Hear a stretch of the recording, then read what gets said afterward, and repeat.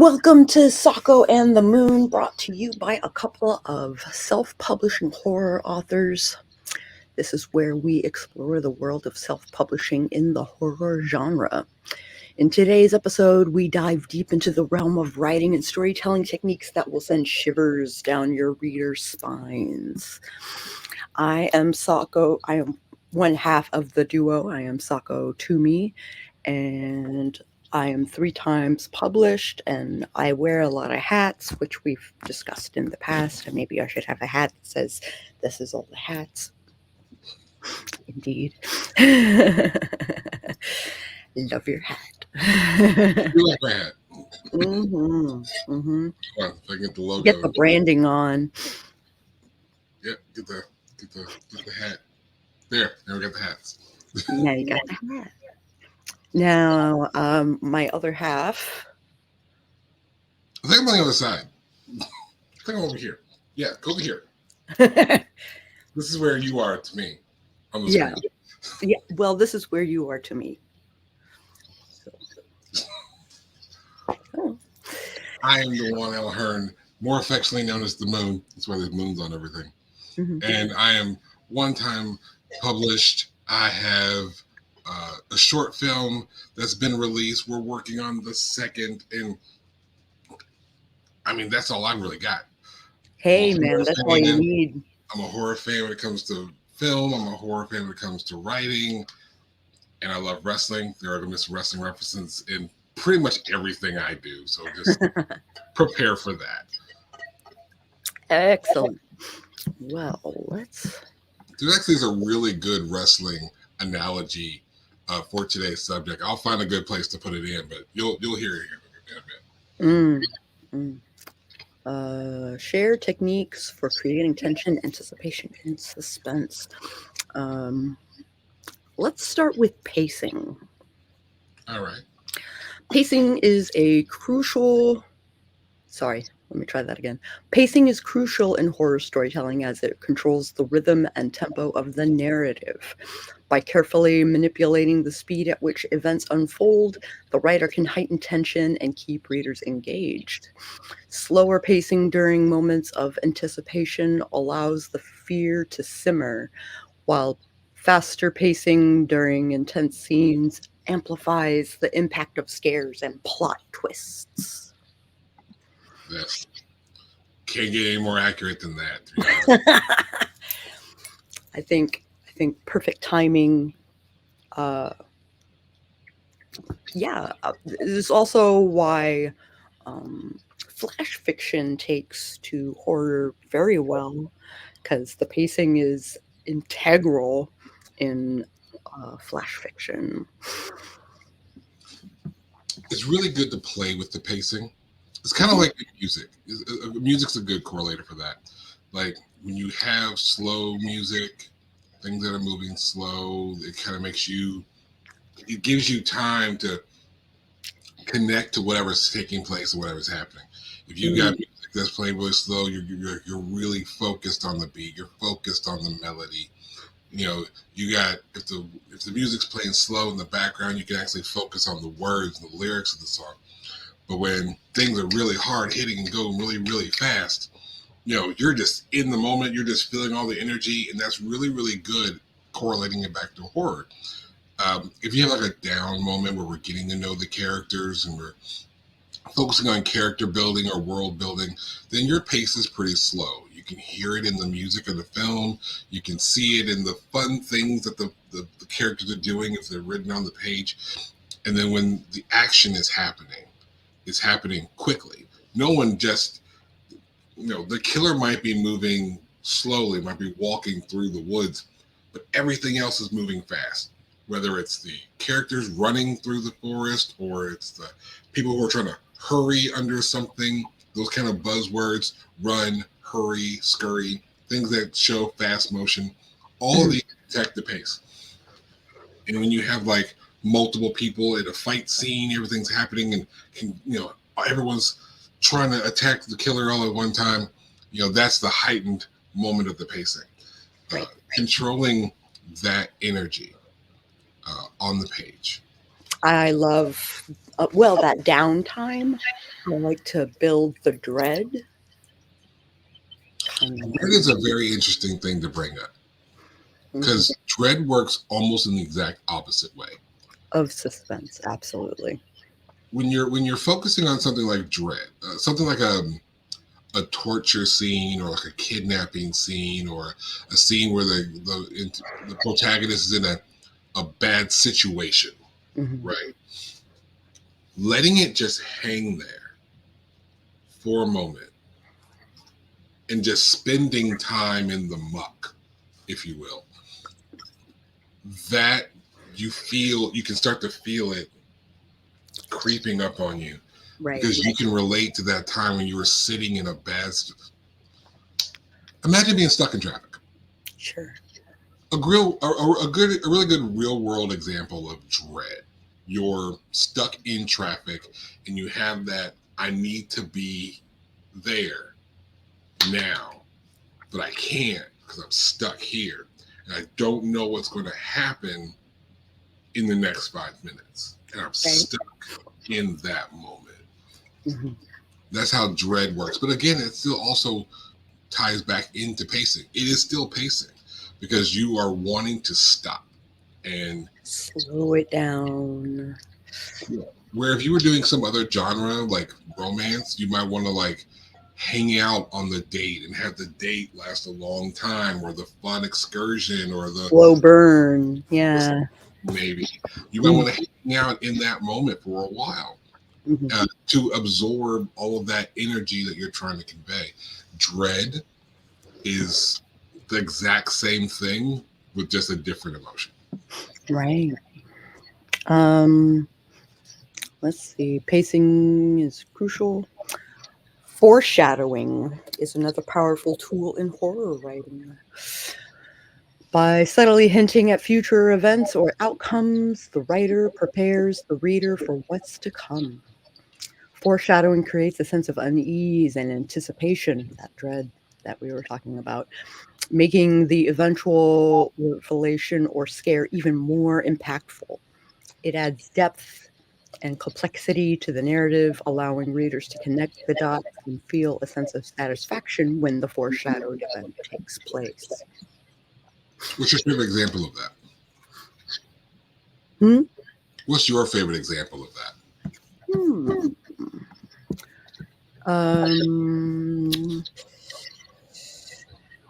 let's see. In popular horror culture, there are several examples, of course. One such example is Stephen King's novel The Shining, where the gradual isolation and descent into madness of the main character, Jack Torrance, creates a growing sense of dread and anticipation that guides the reader into, oh God, the worst has yet to come. I like the classic "The Storm is Coming," The storm is coming. and I guess that's kind of like the best way to like kind of like umbrella this concept is when the story starts. You're like, oh, we need to get there before the rain comes. Right. Simple line. It's all it takes. Mhm. And now you've introduced, oh, there's a race against the clock and they need to get to somewhere before the rain happens. Now, the rain doesn't necessarily have to be dreadful or bad or evil or dark, But but it's foreshadowing. but it's something's coming. Mhm. And that's the whole point of foreshadowing, is to allude to something's happening so that in the back of the mind, we're waiting for it. Right. We're waiting for it. A small trick, especially in filmmaking, when you utilize a foreshadow moment here, you can fill in the blanks with all kinds of other stuff Right. because now the watcher is waiting for this thing to happen. You ever heard of the gorilla test? No. The gorilla test is this really fun test you can do on the internet. It's a really good book too if you like psych study. I love psych study. Mhm. Mhm. So the gorilla test is basically this, and I'll pause for just a moment. If you want to take the gorilla test, go search on YouTube for the gorilla test. and then come I'll back to link it in the So description. I'll pause for just a moment so that people can go away and come back to it. Okay, so you should be back by now. So now that you're back, the test was this. You see a group of kids passing a couple balls back and forth amongst each other. Their balls are different colors, or the shirts of the person might be different color. And the question is, count how many times the ball is passed between people in red shirts, or how often the blue ball is being passed. So you focus your attention on the task, right? Okay. In the midst of this, while the kids are passing this ball around, someone in a gorilla suit walks into the middle of the frame, does a little dance, and walks out. The person is there for a good 20 seconds. So the question is, so after it's over, they ask you how many times did the ball get passed? And then after that, they're asking you, did you see the gorilla? And a lot of times, including me, I didn't see the gorilla the first time. Now, mind you, it's all happening center screen. It's not like the guy's popping in from the corner. It's all happening right there in front of you. And it's one of those things where if you correlate it back to horror, when you see the killer is in the background in a long shot, you're focusing on the main character here, and you're not seeing the killer coming out of the shadows. I forget the movie, but there's one where the antagonist actually, the police are inside an apartment and the woman's giving a statement, and the antagonist actually walks through the front door and along the side and goes upstairs. And then you don't realize it until you know what's happening. And then you go back oh, how did she get into the house later on in the movie? And you're like, oh yeah, she walked in the front door. And you didn't see it because we set up the moment that you're focusing on, maybe during a foreshadow moment, which is why I'm correlating it. And it allows you to add other things when you have the focus set over to the side for something in particular. You're so busy waiting for the rain, you don't see the sun coming through. Right. Well put. Lastly, the timed reveals. Strategically unveiling information or plot twists at the right moment can have a profound impact on the reader. Well-timed reveals can catch readers off guard, shocking and surprising them. The element of surprise is crucial in horror, as it keeps readers engaged and unsettled. By carefully choosing when and how to reveal key information, the writer maintains control over the reader's emotions and enhances the overall reading experience. And that's my goal when I write, is to draw out a emotion and make them commiserate with something that is happening in the book. Got an example for us? Of timed reveals that were done well? You can broaden it, but yeah. How you had a piece and you set it up. The Telltale Heart. I think The Telltale Heart by Edgar Allan Poe. A classic. Increasing paranoia and guilt create a palpable atmosphere of suspense. And so he draws out the dread leading up to us finding out that there is a heart under the floorboard, which is the timed reveal. Such a classic story. Mm-hmm. Probably the most classic in horror, if you ask me. One of my favorites of his works is Telltale Heart. Yeah. It's one of those things where you allow it. Telltale almost incorporates everything we've discussed so far. Mm-hmm. It's hearing that beating heart, having the guy have that dread and that kind of downplay that madness, all before it gets shown up off at the end. Mm-hmm. Yeah, I think it was expertly done. And kind of set a bar, I think. Yeah. Regarding history or not history, but regarding horror, like that happens in the future, like that kind of storytelling. Yeah, Um, sets the pace. I think the that's a required reading for horror writers. was it It should be. required reading? It should be Not required. not in school, but if you're going to aspire to write horror or even thoroughly enjoy horror, I think reading Telltale um, by Poe. And Lovecraft, I think Lovecraft was really good at that too. That paranoia and xenophobia and stuff like that that builds the dread, and then the timed reveals, um, like why they are paranoid becomes apparent. Yeah, Expecting the rain, like you were expected. saying. Yeah, because when you look at the rain, for example, the example we have there, there's a point where you foreshadow it, and then it happens, and the rain has to happen like right, in my opinion, right before, right after danger becomes apparent. Right. Not so much the first kill. That's important to tell the difference. But it's Mhm. like when the danger becomes apparent, right?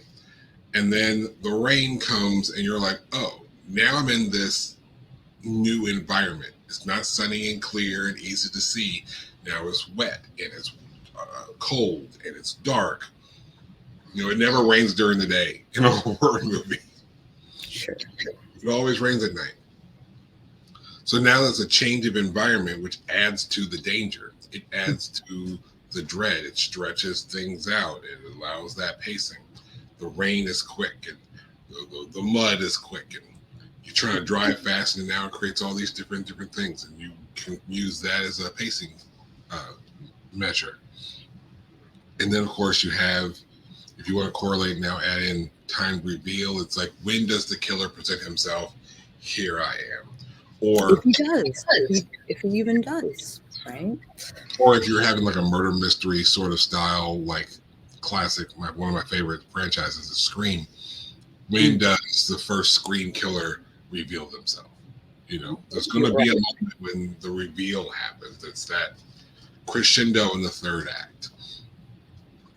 And it has to happen at just the right time. It does. You're absolutely right. Like, what happens if the killer reveals themselves in the beginning? What are you watching for? What are you watching? What is the goal of watching after that? What is the goal? Indeed. When used effectively, skillful pacing, foreshadowing, and timed reveals create a gripping and immersive horror story that lingers in the reader's minds long after they've finished reading. That's it. Yeah. I also want to mention, like, another great example was Shirley Jackson's The Haunting of Hill House, Okay. where the mysterious and unsettling occurrences in the haunted house build suspense and keep the readers on edge.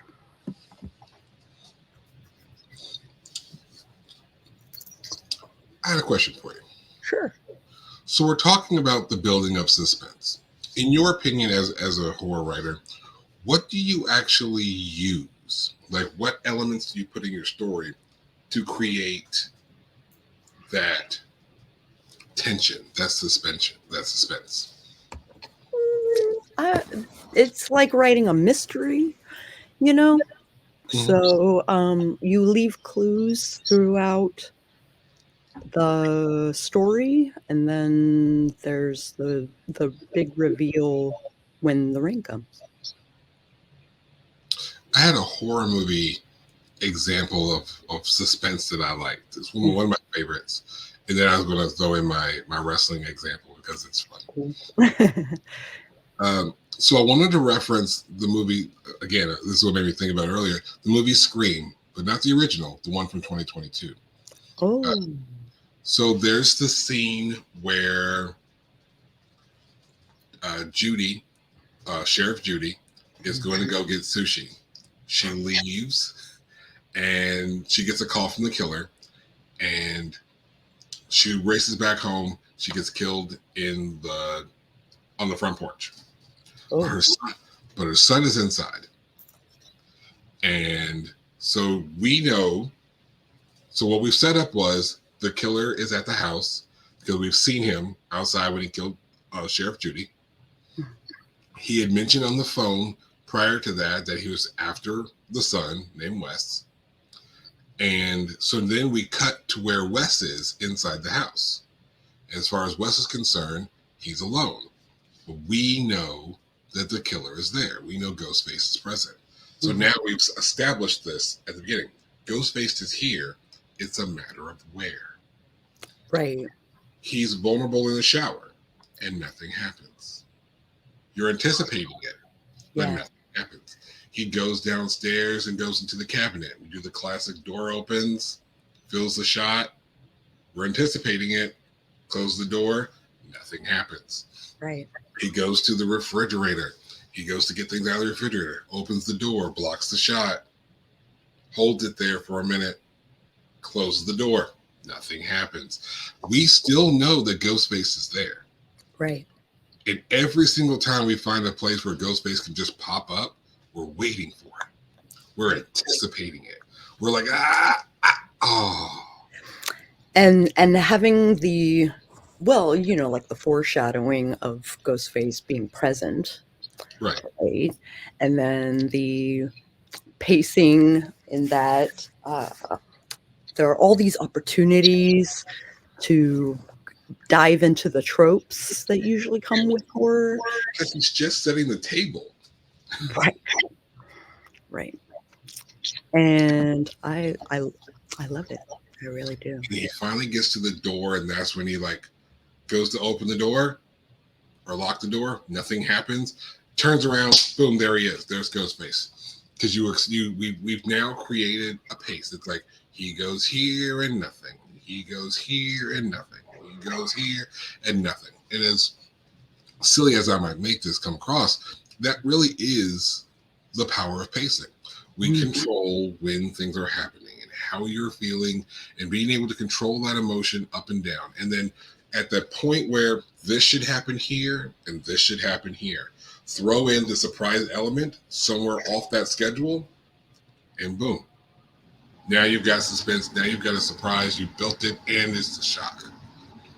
The wrestling example I had, there's a match called the Elimination Chamber. In short, because I'm sure most of us are not wrestling fans, it's a big steel structure, 4 pods where people are waiting to enter the match. 2 people start off. 2 people wrestle for about 5 minutes, and then someone else comes in from one of the pods and joins the match until everybody's in. So there's about a 5-minute interval, and you already see who's there. They're waiting and they're anticipating. So people are wrestling for 5 minutes, but there's no clock to show you how long time has passed. Right. Until about 10 seconds is left. So then there's 10, you're caught up in the action, but then a clock shows up. Countdowns to 10. It's 10. It's 9. It's 8. Carries on till 0. Then there's a buzzer. Does the door open up? No. Then there's a little light show. Which person is it? Which person's coming out? And then one light shines. You figure out who the person is. Then the door opens up, and then the person enters the match. It's not scary, but it's the exact same thing in a different medium.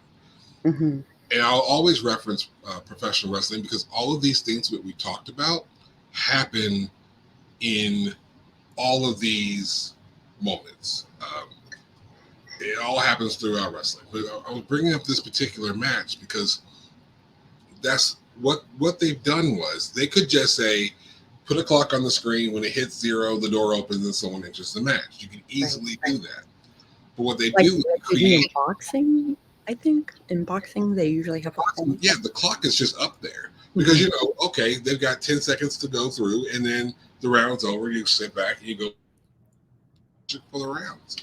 But in this particular match, what they've done is they don't want you to be focusing on the time. So they take the time away from you. They only want you to really know the time is when someone knew is about to enter the match. So take the time away until about a 10-second countdown. Then you're focusing on the countdown. And then the countdown goes off. There's a buzzer. The door doesn't open yet. Then there's a little light show. It's like, oh, who's it going to be? Who's it going to be? Who's it going to be? And then that goes on for about 5 or 10 seconds. And then there's a light shines down, another buzzer, and then it unlocks. And the point of bringing all that up was that as you're building this story, as you're trying to create suspense in your horror, in your film, in your narrative, in your prose, adding the different elements that are going to create and build the suspense. You have to go on a journey. You can't just say da da da da da da da. This has to happen. This has to happen. Put those little miniature roadblocks in the way, something to drag to grab the reader or the watcher's attention as these things are happening in progress. You know, like in that wrestling match, they added a countdown, then a light show, then a buzzer, then you wait for this, and then it happens, and you don't know who's coming in next. It's the surprise and the enjoyment. And the same thing has to happen in the horror. Like, does this person die off the first time they encounter the killer? If you mention that the roads are washing away, does the road wash away while they're driving on it? Do they drive on it? And, anyway, it works out perfectly fine. And now you're like, but the road was supposed to wash away, I thought. That was the concern. We're worried the road is going to wash away. And they ride on it, and it's perfectly fine. They come back, and it's perfectly fine. But then there's that moment where they drive on it, and then it washes away. You're like, it's going to happen. It's going to happen. Yeah. So you have to add those elements where you're like, oh, and it doesn't happen. And then it doesn't happen. Just like the jump scares in a horror movie. I'm damn the jump scares. There are millions of, and that's usually the payout, right? The part of the pacing and the foreshadowing and stuff like that.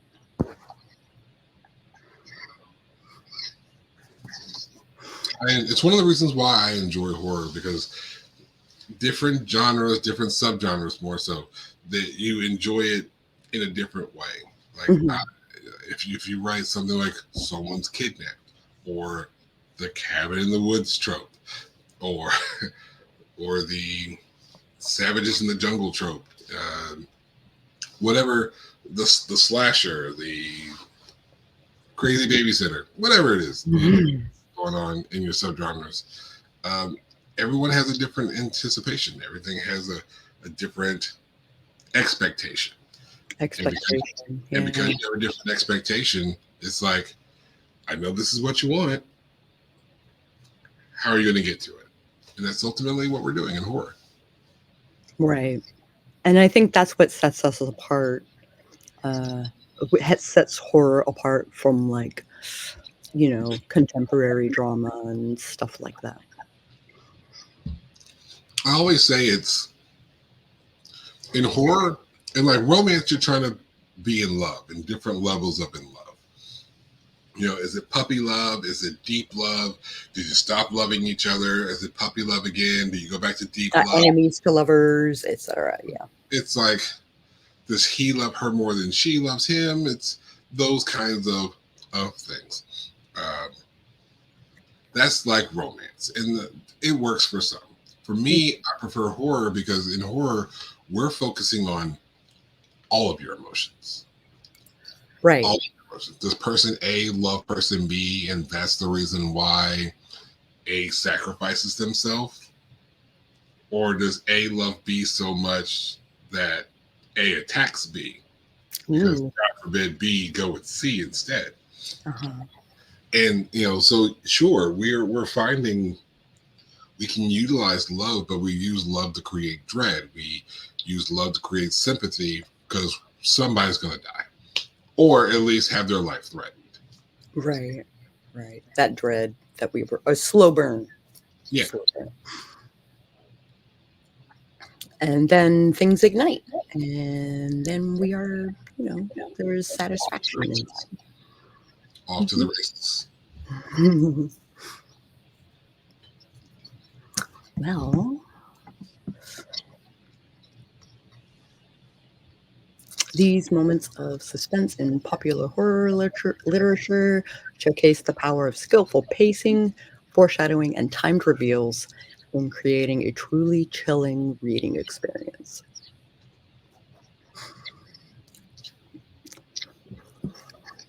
Now, we pretty much covered everything in 30 minutes.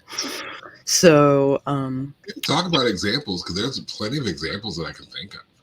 okay, yeah, let's talk examples. So I mentioned a couple of movies, but one of my favorite horror books is Jack Kilbourne's Afraid. Hmm. And it's it's such a good book. I've reread that book so many times. It's so good. Long and short of it, there are some super soldiers that are typically used. They're military super soldiers that are typically used in enemy spaces, but they're dropped off outside of a small town in like Wisconsin. Mm.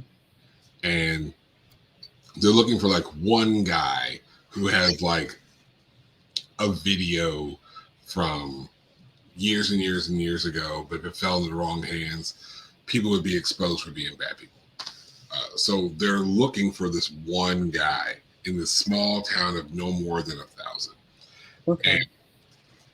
And they utilize the pacing element really, really well in this book. You have these scenes where they're at a diner. One of the characters works in a diner, and they are savage.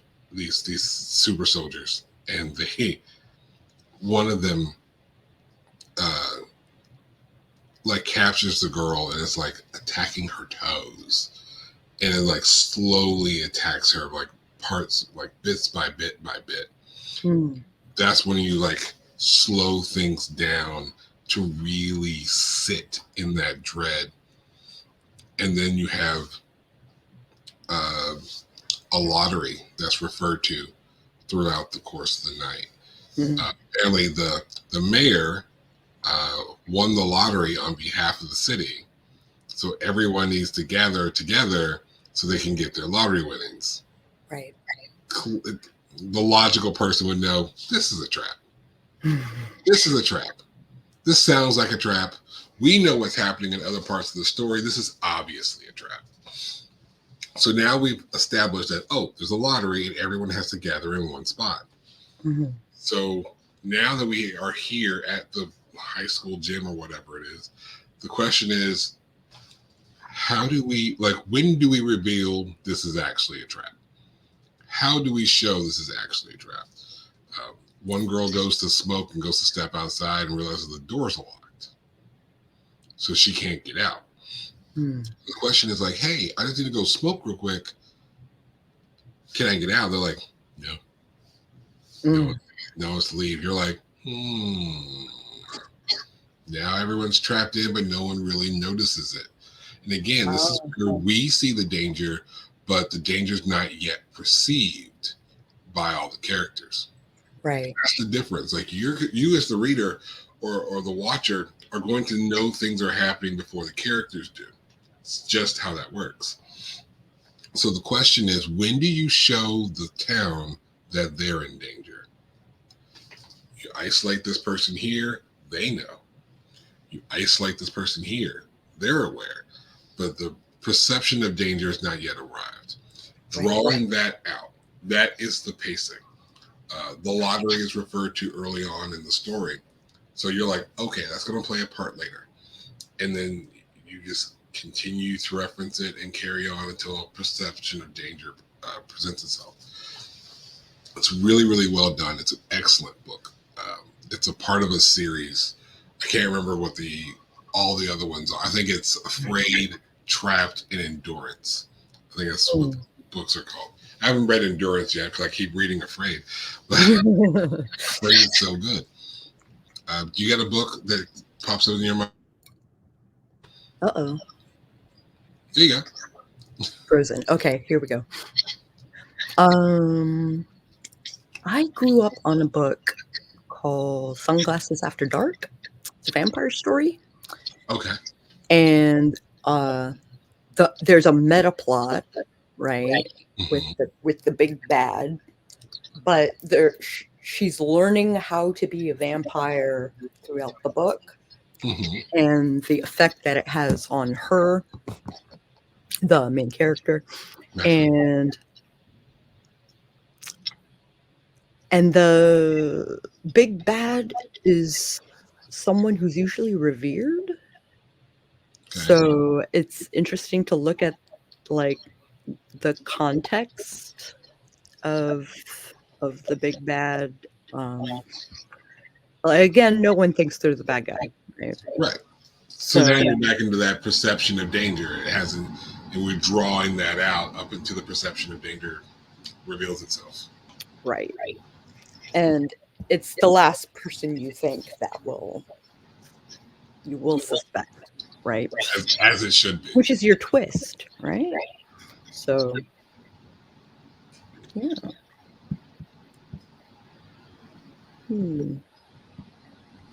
Got one in film?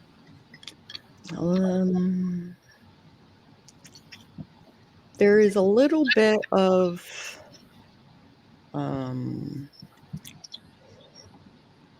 so there are movies like High Tension and Perfect Blue, where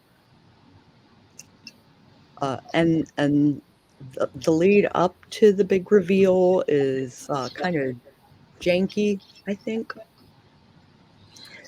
You never expect the big bad to be what they are. High Tension is a really funny one for you to mention, especially with the shirt that I'm wearing. So this is Necronomicon. Yeah. So this is our guys at the Necronomicon.com. They're in their last season. You know the show is canceled. The show is ending. Oh no. Yeah. So they're recording their last season of the Necronomicon.com. Excellent horror podcast if you want to go listen to people talk about horror movies and how they relate to social commentary. Ooh. And I was a guest on that show discussing High Tension. So if you get a chance, if you haven't watched the movie High Tension, it's a French film. You can watch it dubbed and or subtitled. Works either way. Go ahead and do it. And then after you watch it, like then watch it again. Yeah. Watch it again. And then think about it. I haven't done the second watch. I guess I should. You absolutely should. And the only reason why I say that, this is a really good example for you to bring up.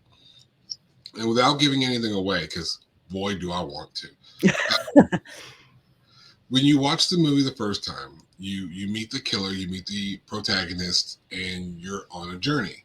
And there's multiple stops that are taking place where, you know, the pacing is slowed and heightened and slowed and heightened, leading up to the end where the reveal happens. Right. And if you stop right there, you watch the end, you get the big reveal, you see the twist. If you turn the movie off and say, lovely movie, and carry on about your life, you are going to think that High Tension is the greatest horror movie ever made. Or top 5. We'll go top 5. I would call it top 5, yeah. It's definitely a top 5 killer who is brutal. He is brutal. He is menacing. There's one early kill with a desk as a stairwell that's like fantastic. But when you watch it again, knowing how the twist ends, if you just watch it and accept it as is and you suspend reality, you're like, this is a really good movie on rewatch. It's when you take a moment and you stop and you think about how this was executed. And that's what we're talking about. We're talking about writing and creating these moments and writing these pieces. When you're doing so, you have to take everything into consideration. What happens when the reader reads your book again or watches your movie the second time? Did you place everything in order as it should based on how you've ended it? High Tension did not. I think, like I said, there was some Perfect Blue mismatch because, like, both people were present, and then there was a third, and it didn't make sense in the grand scheme of things. I've never seen Perfect Blue, so I'm not really sure the reference. But if you can connect, I'll give this to be giving it away. If you can connect Perfect Blue with High Tension and Fight Club, if those movies can correlate, then I think we've already established how things are going to end. But you still kind of want to watch it to see how you got there. Yeah. I'll still watch Perfect Blue. I've never seen it before. I don't know if it's streaming anywhere. But Sako, I think, was the creator. I'll look it up. I'll find it. But it's one of those things where when you're writing, watching those movies where it's executed well, like in Fight Club, or not quite as well, like in High Tension, it's important that you're taking note of your A, B, C, and D leading to the eventual Z. Because as your readers are going to note this, your readers and your watchers are smarter than you think. I cannot convey this message enough. Your audience is smarter than you think, and you have to treat them like they're smart. Right. You can't just dumb it down and think, oh, well, they'll just suspend belief and go on about their business. You have to trust that your reader is going to pay attention to what you're doing, especially when you are independent like we are. You don't have that big machine. Remember, that's why I put my hat on. We wear all the hats. Right. This is the every hat. This is the Omni hat. That's what I'll design the Omni hat. Believe it. This is the Omni hat. You know, we are the writer. We are the reviewer. We are the editors. We do all of the parts. And we don't have anyone to read our stuff necessarily we can't guarantee we have a dedicated person to read all of our work to make sure the story makes sense from A, B to C. I usually wait for like beta readers for. Right, but you can't guarantee that's going to happen. You have to find your beta.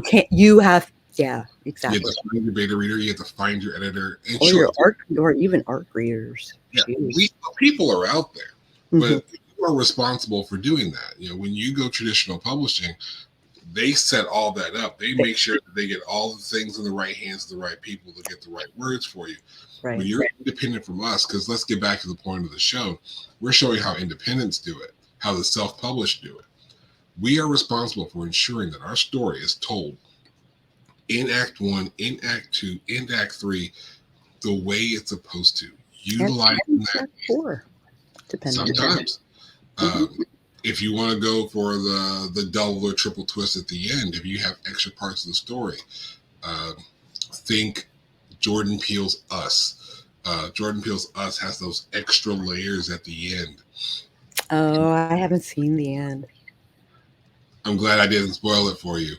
Watch Us. Because Us is one of those great examples where, and that's what I'm going to be good for. I'm going to be good for giving you great examples of things. Us is a great movie where there's an excellent premise.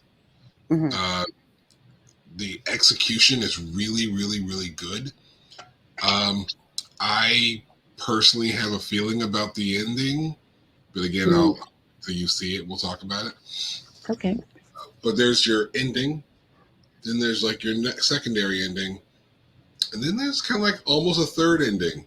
And you really kind of have to ensure that when you are independent, you're writing these stories and you're putting this stuff out, that this is your first book is your first shot, and possibly your one and only shot.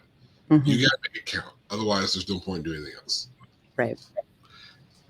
Make sure everything's lining up. Make sure that your pacing is really, really good. Make sure if you're going to reveal something, it's at the most opportune time for the person doing the reveal, not the reader, not the protagonist.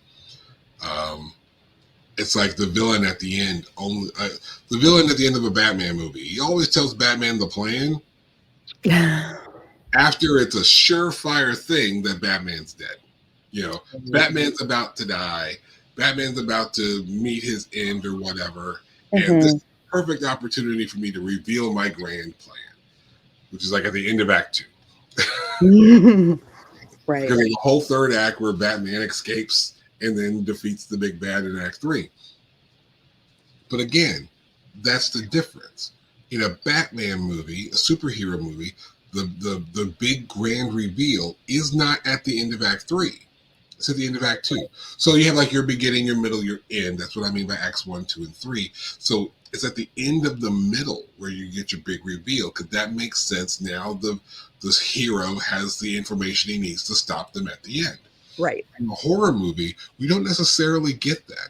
We don't have a villain who's going to tell us the big bad plan and give us a whole act at the end necessarily to thwart the plan. Usually it's a climactic scene. The reveal and the defeating is all happening at the same time. Think like original Scream, or I Still Know What You Did Last Summer, or one of those classic 90 horrors. And that's when you figure it all out, is at the end, the climax of the movie. So make sure you understand what you're writing, what the anticipation is, and you pace things out accordingly. Throw in all of your foreshadowing and line things up as you're supposed to. Make sure you keep bringing attention to that nugget, because if you have enough time, the reader's going to forget what you set up. So reference it. Oh, we've got 12 hours before the storm. We've got 8 hours before the storm. The storm will start in 5 hours. All of those little elements, we have to make sure that we're putting those in there and setting the full thing up so it works. And 10 is parts of 3. And it's early. The storm has come early. There are tropes for sure in horror that work that way, and the whole idea is to break those tropes. I think I would say bend. I would say bend. Okay. You don't want to break them. I would say bend the tropes. I'll give you that. I guess because like if you break the tropes, then as a watcher, if I like to watch a slasher and you completely change the slasher thing, unless you've done it so well, you're no longer giving me the movie that I anticipated. I'm no longer getting what I wanted. I'm unhappy. But if you bend the trope, then there are boxes, yeah. So there are things that, like, if I'm expecting this and I get this, oh, okay, got a little sooner. Or that anticipation when 3 false scares instead of 2 or whatever. Those kind of things. Scream 4 is a great example of that. There's always Scream has created these tropes where the killer reveal comes in like a party at the end of the movie, right? And then there's always a party, some sort of party at the end of the movie where the killer reveals themselves and all the things go down. Scream 4 purposely subverts that and does the big party scene, and then there's another scene after that, and then that's where the reveal happens. So to bend the rule is good. We won't want to break them too much. Bending the rules. I get it. It has me thinking about my own writing. Mm-hmm. I think. I think my most powerful piece was my novelette, Shadow of the Fae, where I have a hard time impressing myself. And then I came up with the ending, and it is so gratifying. Like, it was worth the rest of the book, like, for the ending, that big reveal and the escape, like the riding the carpet out of the temple and stuff like that.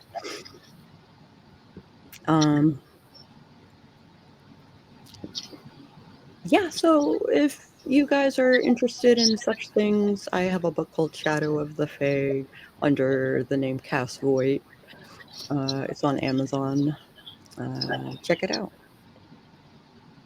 And while you're on Amazon, you can always find the Copperweek collection, which I wrote, and that's also available on Amazon. It's just a small collection, 5 shorts, real simple. But again, it's harder to do the pacing in a short form, I think, than in a long form. I think it takes another skill set. Because in a short form story, you have far fewer pages to go from here to here to here again. And so hopefully you enjoy what I've done with that. And in the Copperwood collection. Yeah. I think that sounds great. Okay.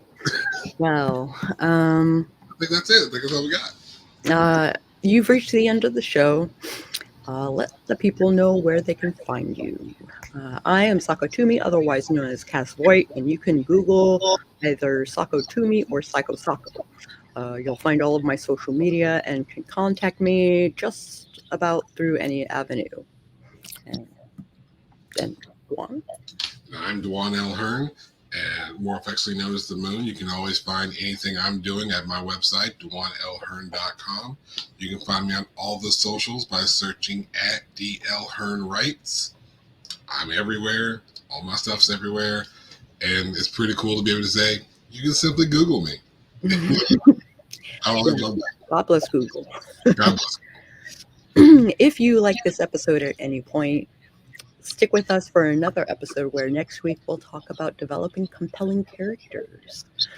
For our YouTube listeners, I encourage you to drop a like. And if you want to see more episodes like this one, I would advise that you subscribe and maybe even ring the bell on the off chance that YouTube actually notifies you when we premiere an episode. And we will catch you on the flip side.